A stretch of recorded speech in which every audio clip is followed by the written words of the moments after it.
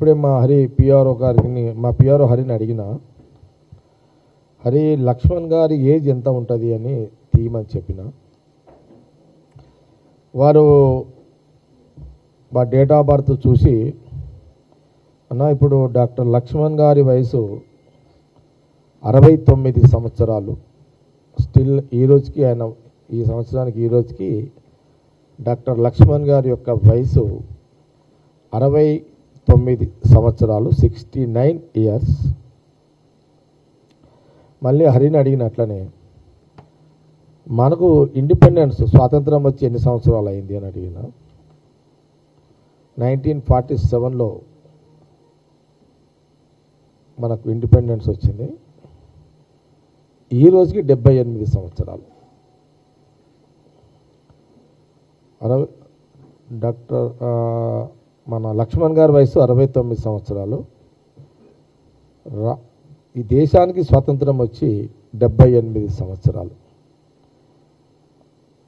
అంటే 47లో అప్పటికి లక్ష్మణ్ రాజ్యసభ ఎంపీ గారు అప్పటికి ఇంకా పుట్టలేడు కాబట్టి తర్వాత పుస్తకాలలో జనరల్గా ఆయన యూకేజీ ఎల్కేజీ కాకపోయినా చదువుకున్న నాయకుడే కాబట్టి, పరిజ్ఞానము లోకజ్ఞానం ఉన్న నాయకుడే కాబట్టి, స్వాతంత్రము ఎవరు ఈ దేశంలో అనేక మంది పోరాటం చేసిర్రు. అందులో మహాత్మా గాంధీ నాయకత్వంలో ఒక మోతీలాల్ నెహ్రూ అంటే రాహుల్ గాంధీ గారు, ఇప్పుడు ఇదంతా ఎందుకు చెప్తున్నంటే రాహుల్ గాంధీ గారి మీద వారు ఒక కామెంట్ చేయడం జరిగింది. వారి కామెంట్ ఏంటంటే, మీ ఇంట్లో 3 ఎంపీ పార్లమెంట్ మెంబర్లు మీకు అవసరమా? మీ ఇంట్లో 3 పార్లమెంట్ మెంబర్లు ఉన్నారు, మీ ఇంట్లో నుంచి 3 ఎంపీలుగా ఉండడము అవసరమా అని లక్ష్మణ్ గారు బీజేపీ నాయకుడిగా వారు ఒక మాట మీడియాలో చెప్పడం జరిగింది. దాంట్లో భాగమే ఈ యొక్క కాంగ్రెస్ పార్టీ పక్షాన గాంధీ భవన్ ద్వారా కౌంటర్. అందుకే నేను లక్ష్మణ్ గారిని వయసు ఎందుకు చెప్పినంటే, స్వాతంత్రం రాకముందు వారు పుట్టలే, స్వాతంత్రం వచ్చిన 10 అటు ఇటు 9-10 సంవత్సరాలకు వారు పుట్టారు.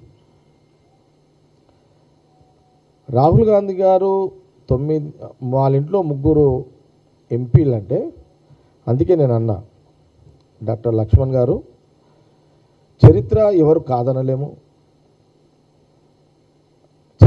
చరిత్రగానే ఉంటుంది, తరాలు గడిచిన చరిత్ర ఎప్పటికీ ఉంటుంది. ఇది చరిత్ర ఇది కాదు అని డాక్టర్ లక్ష్మణ్ గారన్నా బీజేపీ నాయకులన్నా అది దేశ ప్రజలు దాన్ని ఒప్పుకోరు. అధికారాలు ఉంటాయి, అధికారం రాదు, అదొక సపరేట్ పార్ట్ అది. అందుకే డాక్టర్ లక్ష్మణ్ గారికి ఈ మీడియా ద్వారా కాంగ్రెస్ పార్టీ స్పష్టత ఏమిస్తుందంటే, మీరు పుట్టకముందు స్వాతంత్రం వచ్చింది, అప్పుడు మహాత్మా గాంధీ గారు వారి నాయకత్వంలో అనేక మంది స్వాతంత్ర సమరయోధుల పోరాటాలు దేశ ప్రజల కోసం పోరాటం చేస్తున్న సందర్భంలో రాహుల్ గాంధీ గారి యొక్క ముత్తాత మోతీలాల్ నెహ్రూ గారు దేశ ప్రజల స్వాతంత్ర ఉద్యమాన్ని బ్రిటిష్ పాలన తరిమి కొట్టాలని ఒక పిలుపు మహాత్మా గాంధీ గారు ఇచ్చినప్పుడు, అప్పుడు మోతీలాల్ గారు యాజ్ ఏ అడ్వకేట్గా వారు తెలుగు కాశ్మీర్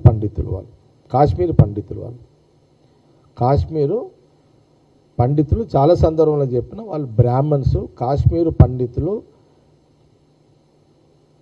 రాహుల్ గాంధీ గారి యొక్క కుటుంబం అని పలుమార్లు కాంగ్రెస్ పార్టీ నేనే అనేక సందర్భాలు చెప్పడం జరిగింది.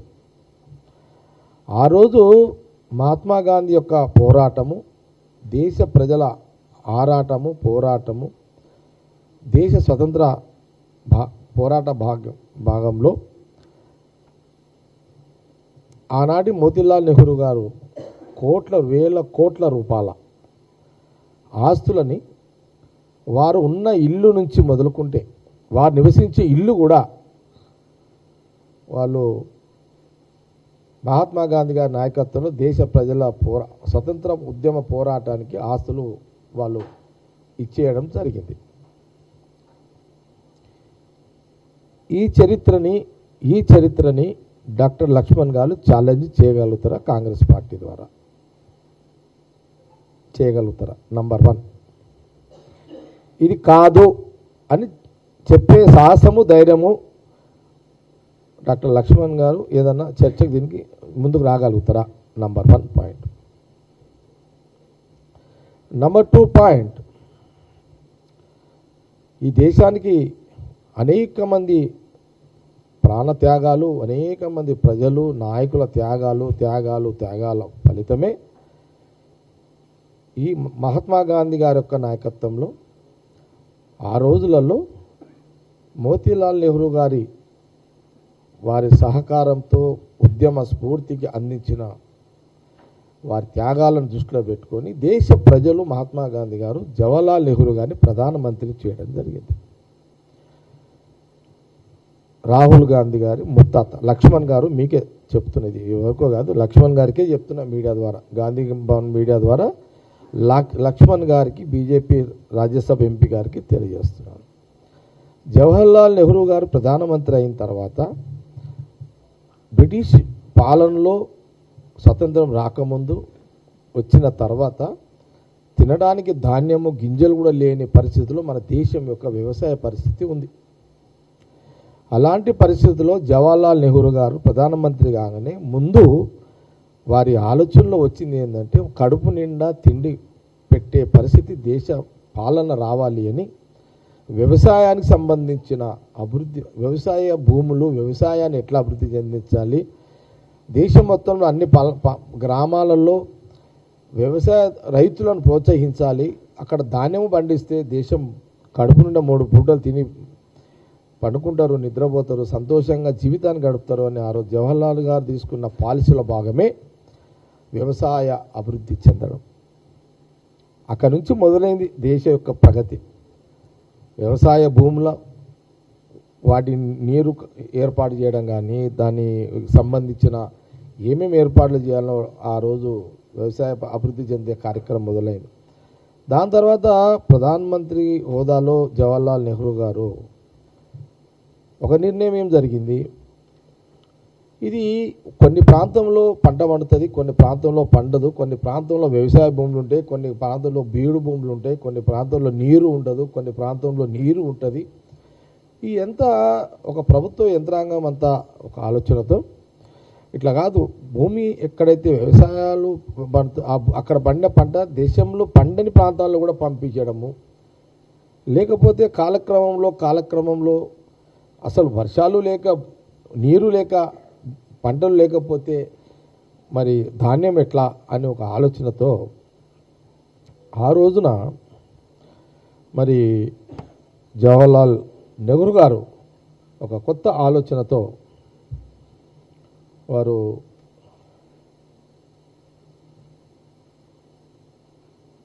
ఎక్కడుంది ఇది వారు ఆ రోజు ఎఫ్సిఐని ఏర్పాటు చేయడం జరిగింది. అంటే ధాన్యాన్ని కేంద్రీకృతం ఒక దగ్గర చేసి దేశంలో గ్రామాల్లో పట్టణాల్లో ఎక్కడ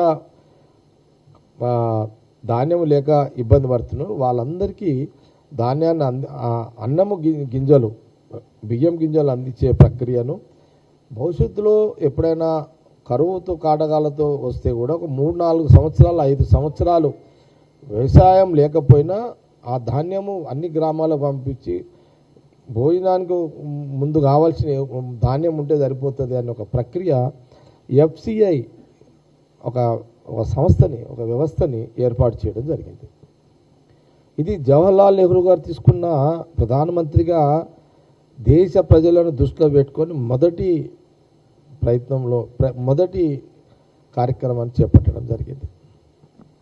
దాని తర్వాత ఆ రోజున టాటా ఉండ్రి, వీళ్ళందరూ ఉండ్రి, కానీ ఎవరు కూడా రాకపోతే ఆ రోజు ఇండస్ట్రీస్ని ఈ దేశానికి తీసుకురావడము, అంచెలంచెల ఇండస్ట్రీని డెవలప్ చేయడము, ఎంప్లాయ్మెంట్ను డెవలప్ చేయడం, ఇదంతా కూడా ప్రధానమంత్రి నెహ్రూ గారు అప్పుడు చేయడం జరిగింది.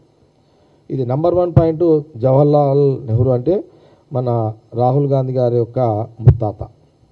నంబర్ 1 రిజల్ట్ ఇది దేశ ప్రజల కోసం చేసింది. ఇందులో ఎక్కడన్నా బీజేపీ మరి లక్ష్మణ్ గారు ఏమన్నా అప్పుడు లేదు, మోడీ గారు ఏమన్నా మోడీ ఉన్నాడా లేకపోతే అమిత్ షా ఉన్నాడా, అప్పుడు ఎవరు ఏదన్నా వాళ్ళ కంట్రిబ్యూషన్ ఏముందా అనేది కొంత క్లారిఫై చేయండి బెటర్. ఓకే. నంబర్ టూ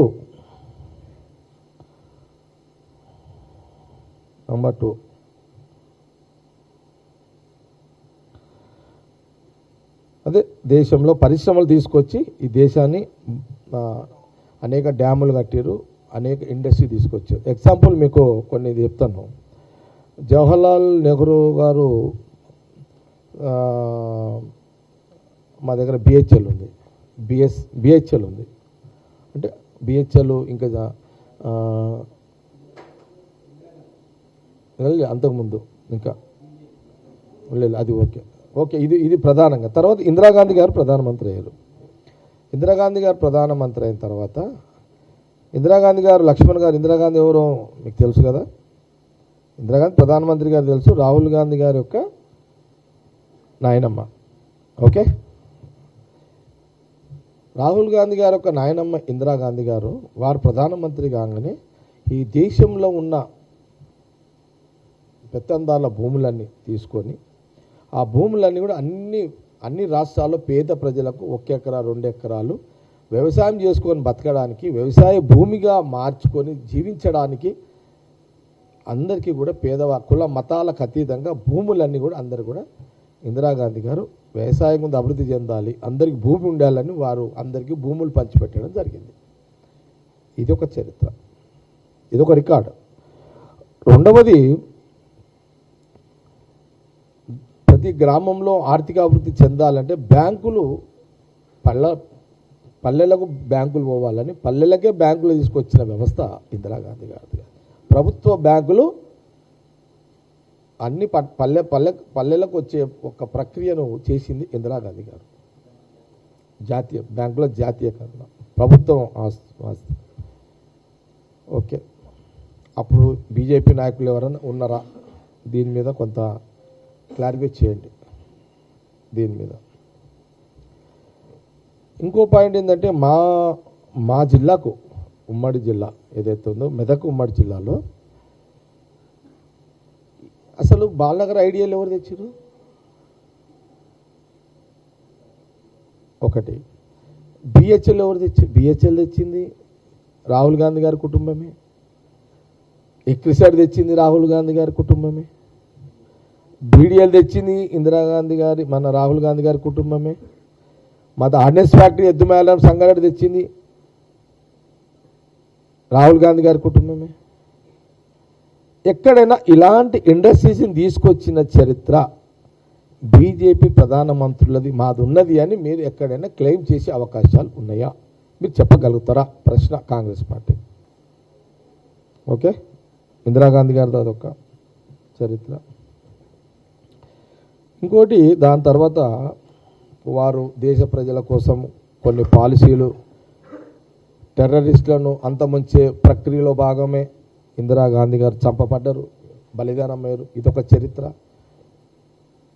దాని తర్వాత ఇందిరాగాంధీ గారి తర్వాత రాజీవ్ గాంధీ గారు ప్రధానమంత్రిగా దేశ ప్రజలు మళ్ళీ అతను చేశారు. రాజీవ్ గాంధీ గారు ప్రధానమంత్రి అయిన వెంటనే వారు తీసుకున్న ప్రధానమైన నిర్ణయము 2 నిర్ణయాలు. ఒకటి, 18 సంవత్సరాలకే ఓటు హక్కు.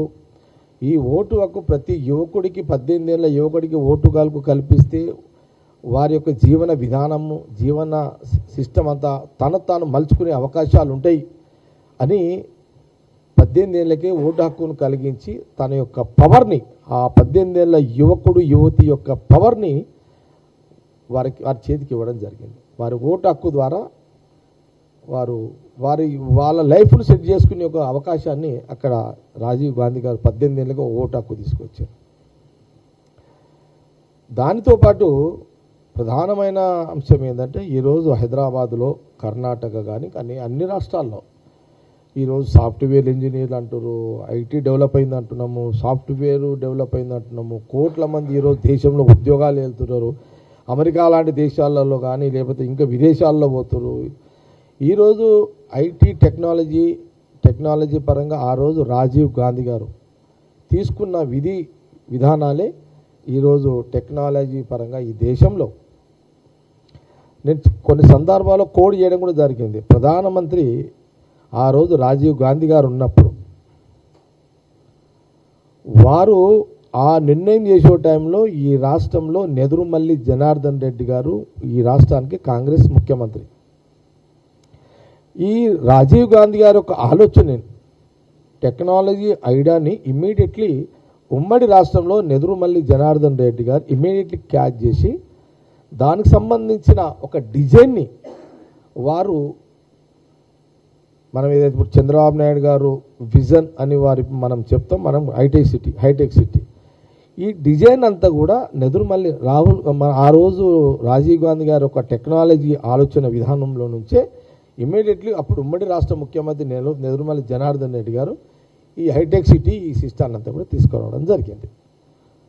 తెచ్చిన కొన్ని తర్వాత వారు ముఖ్యమంత్రి దిగిపోయారు. తర్వాత చంద్రబాబు నాయుడు గారు వచ్చారు. దాన్ని అదే డిజైన్ని వారు ఫాలో అయ్యారు.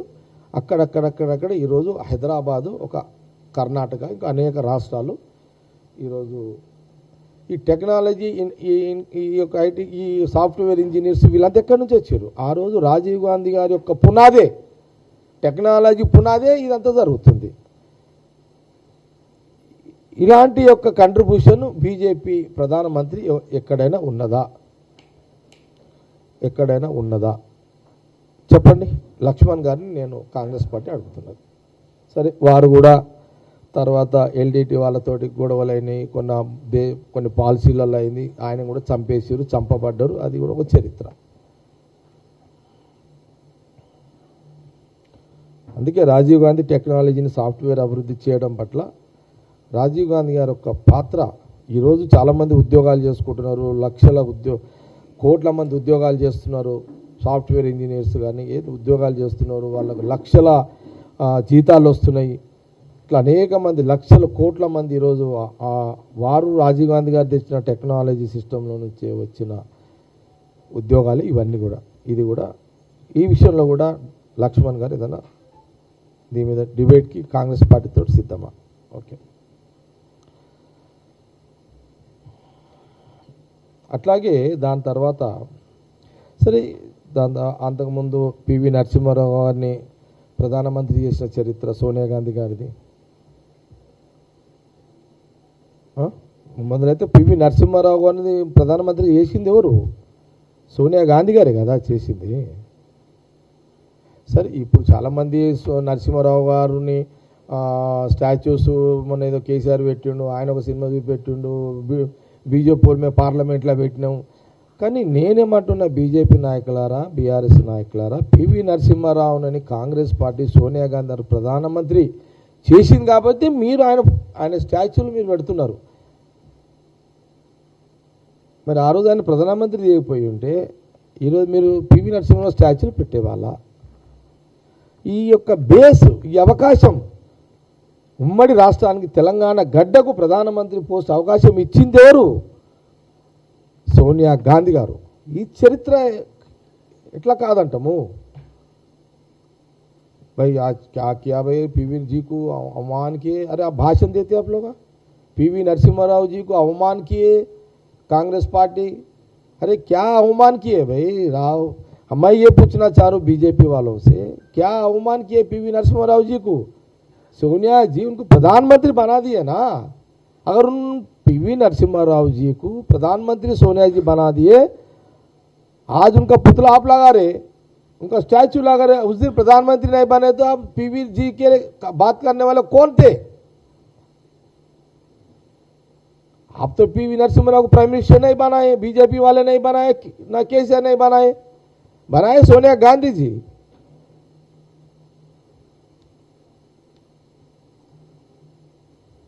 अरे माल हमारा, हाँ, माल हमारा, पब्लिसिटी तुम्हारा, ये क्या तरीका है? ये तो ఆస్తి మాది పబ్లిసిటీ. సర్దార్ పటేల్ ఎవరు ఆయన? బీజేపీ వాళ్ళు అరే తలకే వాళ్ళ కొట్టుకుంటారు. ఎక్కడ ఆయన? సర్దార్ పటేలు నెహ్రూ ప్రధానమంత్రి, జవహర్లాల్ నెహ్రూ క్యాబినెట్లో ఆయన హోమ్ మినిస్టరు.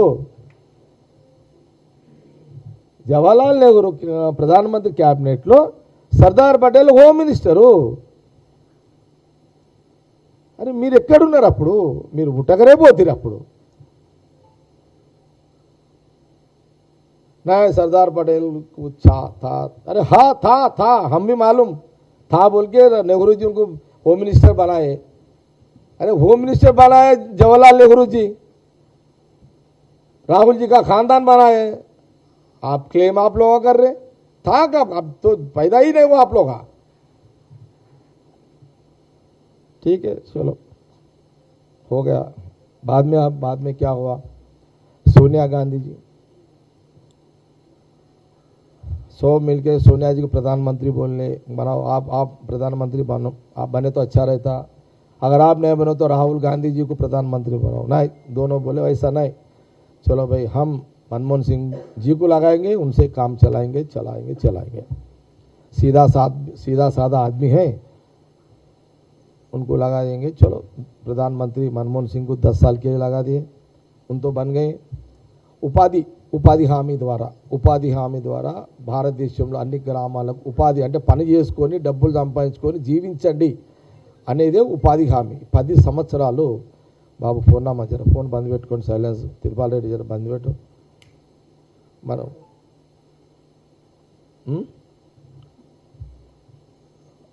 నేను 4 నెలల తర్వాత వచ్చిన ప్రెస్మెంట్. తిరుపాల్ రెడ్డి నువ్వు నాది వింటావా? నువ్వు ప్రెస్మెంట్ ఫోన్ వింటావా?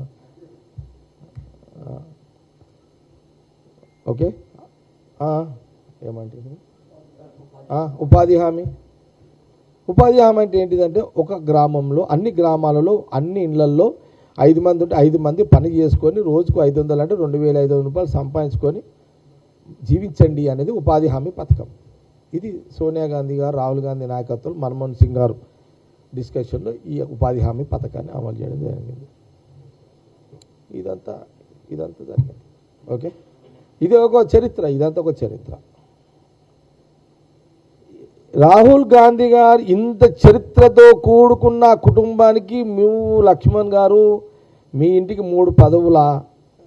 ఏమన్నా అర్థం ఉందా నీ మాటలకు? ఏమన్నా ఆలోచన ఉందా నీ మాటలకు? నీ నోరుకి ఏమన్నా దానికి ఒక అంటే నాలుగు ఉంది కదా అని మాట్లాడుతున్నావా లక్ష్మణ్ గారు? స్వాతంత్రం రాకముందు నువ్వు పుట్టకపోతే వాళ్ళ ఖాందాన్ ఆస్తులని వాళ్ళు వంచిర్రు.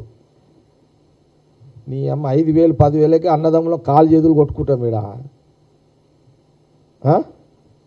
1,00,000 రూపాయలు పంపకం ఉంటే అన్నదమ్ముల మధ్యలో పంచాయతీలు అవుతుంటాయి. ఈడ వేల కోట్ల రూపాయలు మోతీలాల్ నెహ్రూ గారు స్వాతంత్రం కోసం గాంధీ గారు చేతిలో పెట్టి ప్రజలను కాపాడు, పోరాటం చేయి, బ్రిటిష్ని తరిమికొట్టు అని ఒక నినాదంతో ఆస్తులు ఇచ్చిన చరిత్ర గల కుటుంబం మీద లక్ష్మణ్ గారు మీరు మాట్లాడుతున్నారే. మీ అమ్మనాయన అడగండి అయ్యా, మీ అమ్మని అడుగు, మీ నాయనని అడుగు. నువ్వు పుట్టకముందు మీ అమ్మ నాయన ఉన్నారు, అడుగు లక్ష్మణ్ గారు.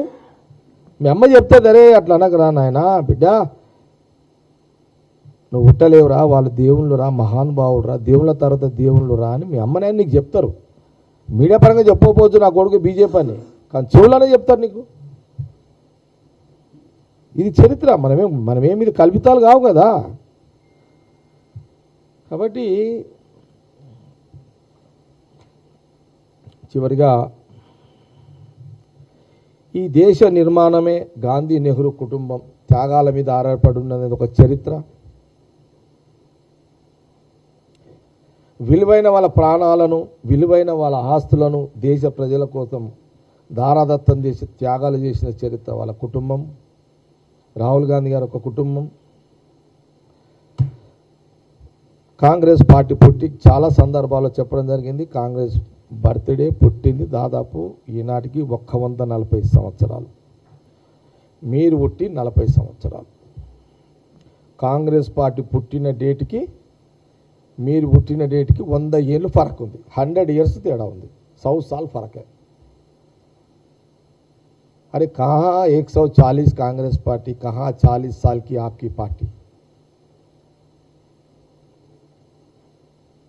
फर्क नहीं है क्या? मैं मैं ये सवाल कर रहा हूँ लक्ष्मण जी, भाई 140 कहाँ है, 40 कहाँ है? आपका 40 को हमारा 140 को 100 साल फर्क है, 100 साल फर्क है।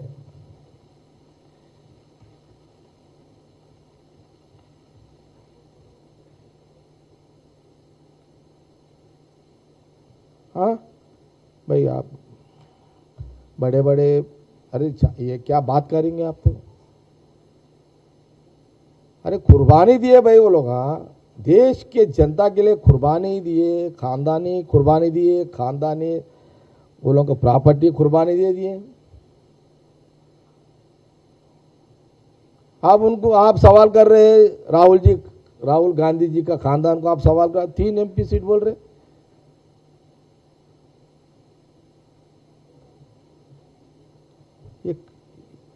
भाई मैं एक बात पाना, हमारे हरी जी एक बात हमारे सामने रखे अभी,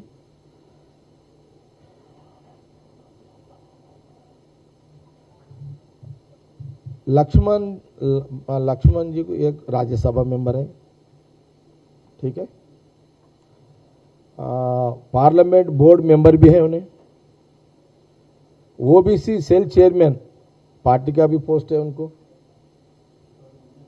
अभी 2-3 पोस्ट हैकत है। आपका ये देश का ये स्टेट कोई कंट्रीब्यूशन नहीं है आपका, 5-6 पोस्ट आपके नीचे रख लेते। ये देश का कुर्बानी जो खानदानी है उसको 3 पोस्ट के लिए सवाल करते हैं क्या आप?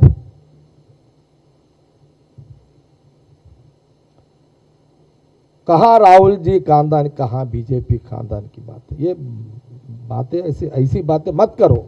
मैं बीजेपी वाले दरखास्त करूंगा, ये कर रहा हूं भाई, ऐसे बातें गिर के बातें मत करो। आपके बातों से आपका इतना नीचे गिर मत हो, आप लोग दिल पड़ा कर लेके आप बात करो। मैं इससे पहले बोला राज्यसभा MP जी लक्ष्मण जी,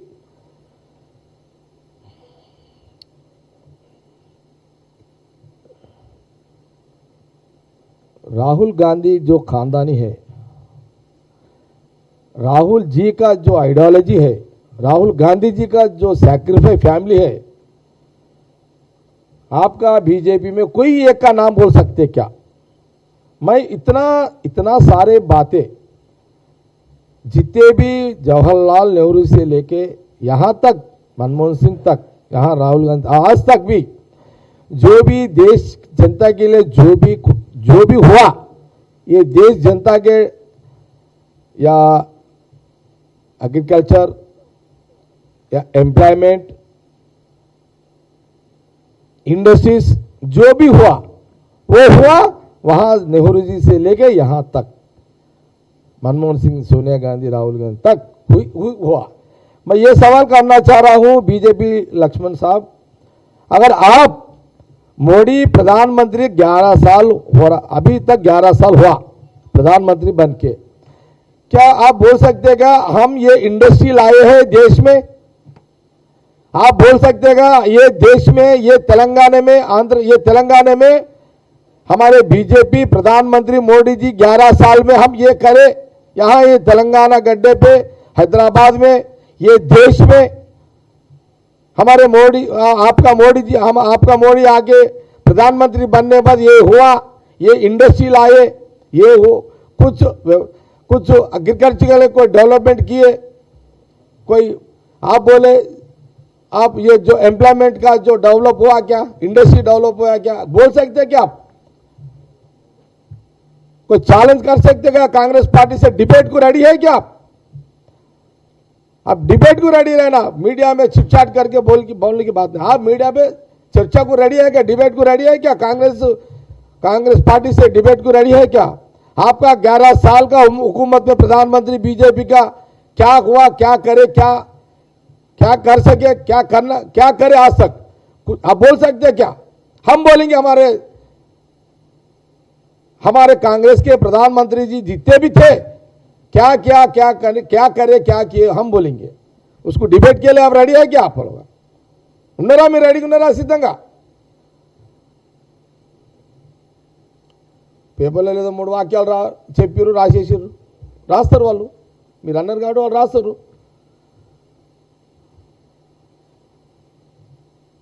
కాబట్టి డాక్టర్ లక్ష్మణ్ గారికి కాంగ్రెస్ పార్టీ సూటిగా వారి 3 ముక్కలకు 30 ముచ్చట్లు, 30 కాదు 30,000 ముచ్చట్లు కూడా చెప్తా లక్ష్మణ్ గారికి. కాంగ్రెస్ పార్టీ చరిత్ర ఇది ఇది ఇది అది ఇది ఇది చెప్తుంటే నీ చెవులే వాళ్ళకిపోతే లాస్ట్కి వస్తే మేము చెప్తుంటే అంత చరిత్ర కాంగ్రెస్ పార్టీ. రాహుల్ గాంధీ ముత్తాతల తాతలు నాయనమ్మలు నాయనల అంత పెద్ద గొప్ప చరిత్ర అది కాంగ్రెస్ పార్టీ. కాబట్టి ఇది కాంగ్రెస్ పార్టీ గాంధీ భవన్ ద్వారా లక్ష్మణ్ గారికి సూటిగా మేము మా జవాబు. బ్రదర్స్, నా ప్రెస్ మీట్ అయిపోయింది.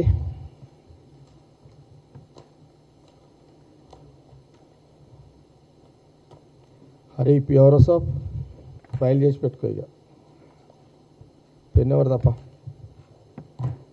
ఇంకా అయిపోయిందా బ్రదర్స్?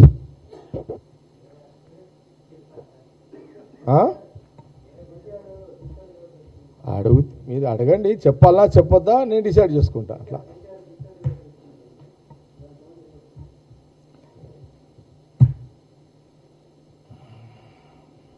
ఈరోజు నేను 4 నెలల తర్వాత 5 నెలలకు గాంధీ భవన్కి వచ్చిన ప్రెస్ మీట్ చేయడానికి సిరిఫ్ రాహుల్ గాంధీ గారి కుటుంబం మీద, రాహుల్ గాంధీ మాట్లాడిన దాని మీద లక్ష్మణ్ గారి మాటలు పద్ధతిగా లేవు, అన్ని దొంగ మాటలు మాట్లాడుతున్నారు.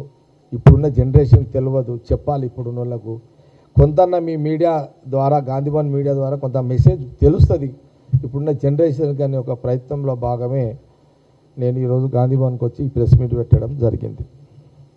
ఇక రేపు ఆయన దీక్ష చేస్తాడు, ఎల్లుండి ఇంకోటి దీక్ష చేస్తాడు. ఈ దీక్షలన్నీ వాళ్ళు తెచ్చిన స్వతంత్రమే. ఎవరు? రాహుల్ గాంధీ తాతలు ముత్తాతలు నాయనమ్మ తెచ్చిన, అంటే వారితో పాటు అనేక మంది త్యాగపురుషులు ఉన్నారు, కానీ వాళ్ళ మేజర్ పార్ట్ అన్నమాట. కాబట్టి ఇప్పుడు అంతా ఏంది, ఫ్రీగా ఉన్నది, ఎవరైనా దీక్షలు చేయొచ్చు, ఎవరైనా ఓడ్చుకోవచ్చు, ఎవరైనా ఏమైనా చేసుకోవచ్చు. ఇది మామూలు. ఇది ఎవరు రాజకీయ పార్టీ వాళ్ళ ఎజెండా ఉంటుంది, వాళ్ళ ఉనికి కాపాడుకోవాలి. అది బీఆర్ఎస్ అయినా బీజేపీ అయినా వాళ్ళ ఉనికి కాపాడుకునే ప్రయత్నంలో రాజకీయ పార్టీలకు ఎవరు ప్రయత్నాలు చేస్తారు. మనం ఏది తప్పు పట్టడానికి వీలేదు. డెమోక్రసీలు అందరు చేస్తుంటారు. ఆ విషయం అది మళ్ళా సమయం సందర్భం వచ్చినప్పుడు నువ్వు అడిగినట్టు ఎవరు అశోక్ మళ్ళీ ఒకసారి చెప్తుంది దాని జవాబు. రాకేష్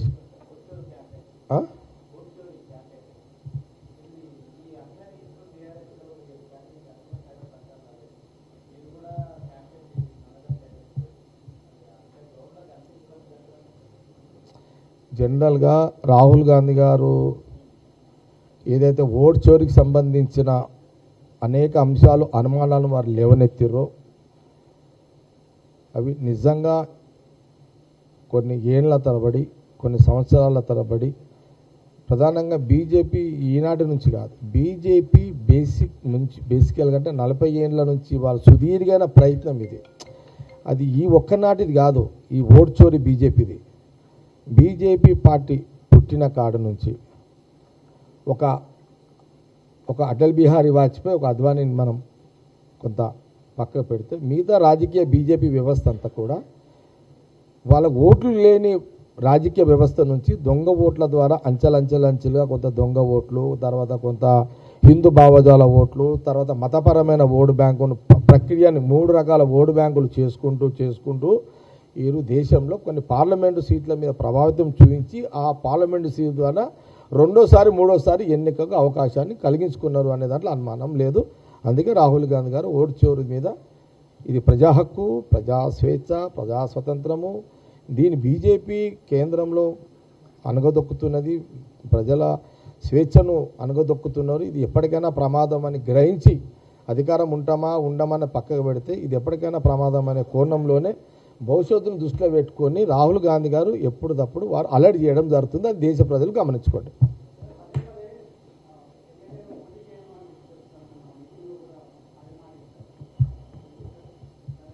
ఇప్పుడు నేను ఎమ్మెల్యే నిలబడకపోతే పోయేదేముంది, నిలబడితే వచ్చేదేముంది, ఏం షఫీ? అది పెద్ద సమస్య కాదు కదా. రాజకీయాలలో ఒకసారి రీజన్ ఉంటుంది, ఒకసారి ఉండదు. అన్ని రాజకీయాలలో ఎవరైనా రాజకీయం చేసేవాడు ఏమైనా ఉన్నది అప్పుడే చెప్తారు, అప్పుడే దానికి టైం వచ్చినట్టు తెలుస్తుంది అన్నమాట. జగ్గారెడ్డి 4 నెలల తర్వాత గాంధీ భవన్ వచ్చిందంటే అర్థం చేసుకోండి మీరు.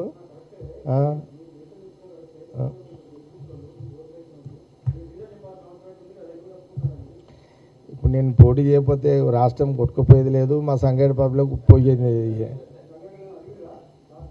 అది సమస్య నా వైపు, నా ఎమ్మెల్యే పంచాయతీ. మీ గాంధీ భవన్లో అవును. నేనేమన్నంటే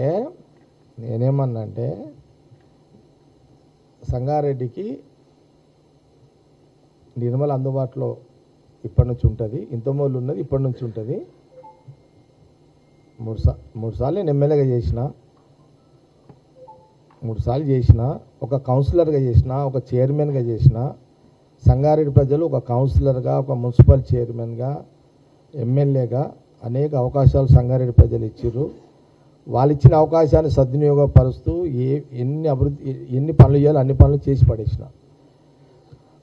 ప్రస్తుతానికి నిర్మల ఒక డిసిషన్ తీసుకున్నా, ఆమెనే ఈ 3 ఏళ్ళు ఉన్నది ఇంకా, అయినా డిసిషన్ ఎందుకు తీసుకున్నా అంటే ఒక ప్రజల క్లారిటీ ఉంటుంది. ఈ 3 ఏళ్ళు ఇప్పుడు గవర్నమెంట్ ఉన్నది, ఆమెను అప్రోచ్ అవుతారు, పనులు చేసి పెడుతుంటుంది, పనులు నడుస్తుంటాయి. ఇక నువ్వే అని కొంత ఆమె చెప్పడం జరిగింది. అంతే. ఇక రాజకీయాలు ఏందా అనేది అన్నీ అప్పుడు ఎట్లా చెప్తాం చెప్పు. మొత్తం మీద అయితే ఆమె క్యాండిడేట్ ఎమ్మెల్యే నెక్స్ట్ మా సంగారెడ్డి కాంగ్రెస్ పార్టీ అభ్యర్థి నిర్మల, అలా నో డౌట్. ఇది అయిపోయింది.